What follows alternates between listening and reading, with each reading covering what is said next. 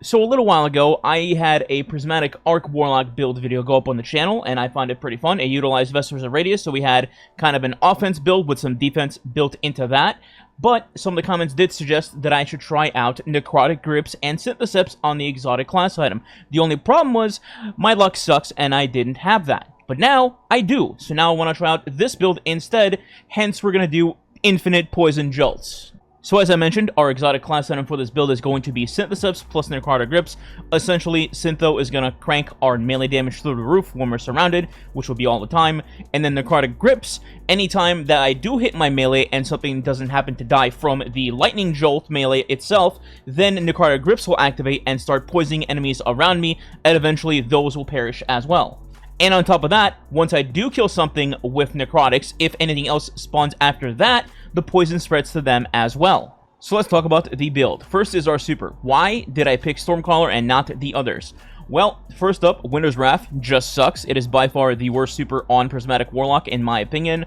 Next is Song of Flame. Song of Flame is great as a tank build and overall in the endgame, but it puts us into snap mode rather than Cha-Cha Slide Lightning Poison mode, so that kind of takes away the focus of the build, so I didn't go with Song of Flame.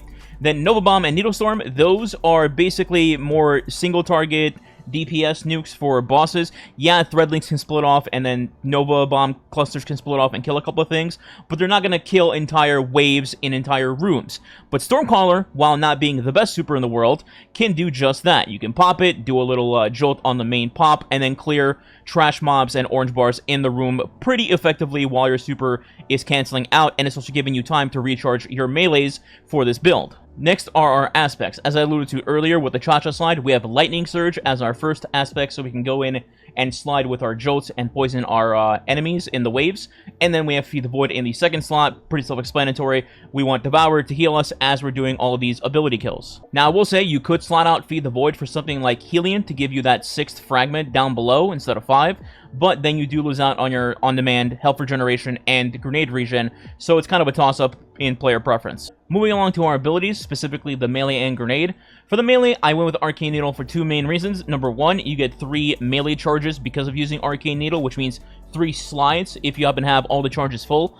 And also, Arcane Needle is a darkness ability, and that could be used to buff our dark meter for Transcendence. Now, as for our grenade, I ended up going with Storm Grenade just because I felt like it was the best damage option in content when I'm solo and it's high level. Let's say like a Master Law Sector. I just like it more over Vortex Grenade, although Vortex is also still pretty good. Now, the main reason I also have this is because I don't run Dominance, and I just picked the best damage option of the two.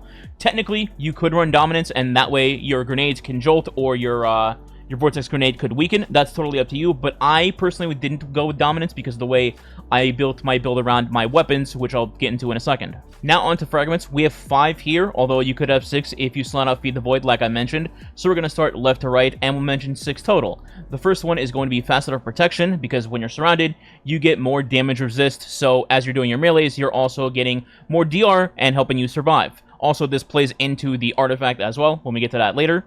Number 2 is going to be Facet of Balance. Rapidly defeating targets with light damage grants melee energy. So while you're killing stuff with your melee, you're also getting melee energy back as you're doing it. And also, rapidly defeating targets with darkness damage grants grenade energy if you happen to have that set up as well. Our third fragment is Facet of Grace. This is where the weapons start coming into play. So as you probably already noticed, I'm using Outbreak Perfected. It's basically tailor-made for Prismatic. If I didn't know any better, they invented Outbreak specifically for Prismatic. Obviously, that's not the case, but that's how good it is. It's also a great damage option just in general. So Facet of Grace says defeating targets with kinetic weapons grants you bonus transcendent energy. So you easily kill stuff, you make an orb because you have kinetic siphon, and then you get a ton of transcendent energy while you're doing it.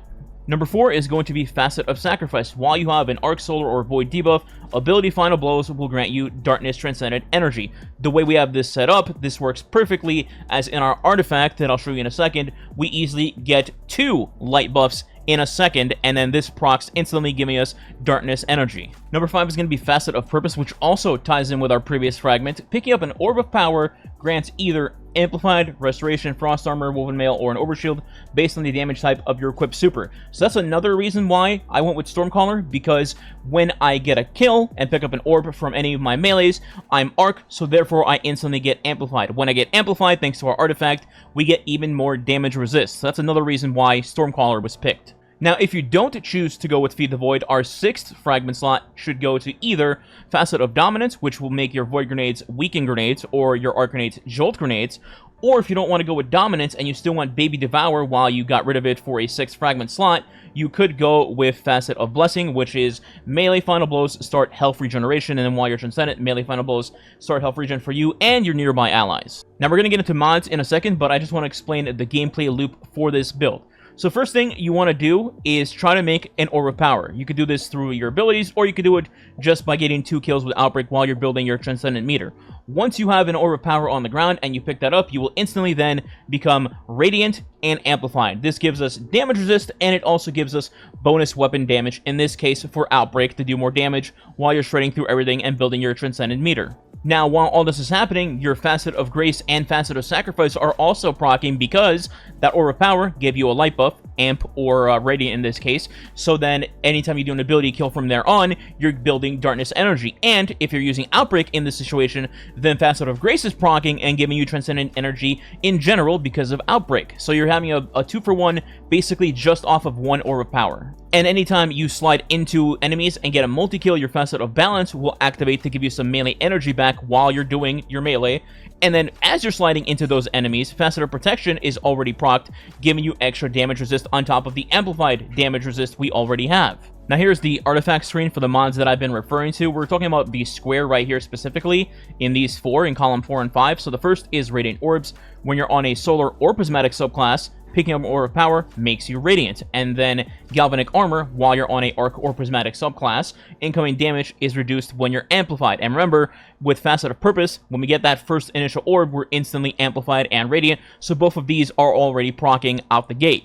Then we have Shield Crush and Transference. These are basically just buffing our ability damage. For Shield Crush, while you're Amplified or Radiant, your grenades recharge faster and deal increased damage. And in Transference, gain increased grenade and melee damage while you're Transcendent, which will be very easy and very fast to accomplish here. Lastly are the armor mods, but before that, I do want to quickly mention, in case I haven't already, this build is tailored for the endgame and not just like Vanguard Strikes or Gambit. You could run this basically wherever you want. You could do Master Law Sectors, you could do GMs, you could do Master Onslaught, or whatever the difficulties are called these days. This build works just fine in any of that. The only one weakness this does have is crowd control type of enemies. For example, the Dustfield Shanks, because they slow you, and then you can't slide, and then they also explode. Then they have the actual Exploder Shanks and Curse Thrall that do explode as well. Those enemies you obviously don't want to slide melee into because you'll die, but outside of those specific enemies, you can run this on any other enemy type and any other activity that you want. Alright, for the mods. In the helmet, we're starting here with 3 mods. The first one is going to be Dynamo, to reduce your super cooldown anytime you're using your class ability near targets. Number 2 is going to be Kinetic Siphon. When you're using Outbreak Perfected and you get a multi-kill, you get an orb on the ground, you pick up that orb, and then you instantly get Radiant, Amplified, yada yada, you already know. And then number 3 is going to be Hands-On, gain bonus super energy on melee kills. So you will get your super very, very, very fast. Also, as a side note, if you wanted to swap out Dynamo for a second copy of Hands-On or just like a heavy ammo finder, you could also do that too. In our gloves, we have 1 mod, well, 3 copies of 1 mod to be specific, and that is Heavy-Handed. This way, when you do use Heavy-Handed, the cooldown on it afterwards is basically non-existent, so that every melee kill that you do get makes you an Orb of Power, and again, feeds you into your Radiant, Amp, etc., and then into your super, of course. For our chest, it's just resist mods, so plan accordingly to whatever activity that you do. In our boots, we have 3 mods, and these are all regen mods instead of surge mods. The first one is Innervation, reduce grenade cooldown each time that you pick up an Orb of Power. Recuperation, replenish health each time you pick up an Orb of Power. And finally, Absolution, reduces all ability cooldowns each time you pick up an Orb of Power. And then lastly, our class item, the star of the show, with the Spirit of Necrotic and Spirit of Syntheseps. We have 3 mods in this as well. First one is Outreach, reduce your melee cooldown when using your class ability. The second one is Bomber, reduce your grenade cooldown while you're using your class ability. You can put a second copy of Outreach here if you'd like, by the way. And then finally, Distribution, reduce all ability cooldowns while using your class ability near targets. And yeah, that's the build. It is pretty enjoyable, I'm not gonna lie. Reading the comments from people saying like, oh, this is really fun, that actually was the case. It ended up being, I just needed to get the class item. But speaking of that, if you don't happen to have this class item, because, you know, there's 64 combinations to go through to try to get this particular combo, you could still rock the Vesper build that I made a previous video on that has the same base core concept of this, just minus the poisons. So if you liked what gameplay you saw, minus the poison, check out that Vesper video instead, where you just use the actual Vespers and not the class item, because the class item version of Vespers sucks! Anyway, I'm done yapping. The dim build for this will be in the description below if you want to try it out on your own. In the meantime, if you did enjoy the build or the video, please consider subscribing today. It does help the channel grow and is much appreciated. And if you want to go the extra mile to leave a like and or comment below, you can. And if you don't know what to comment, you can leave Poison Jolts as the comment. Thanks for watching. Catch you next time.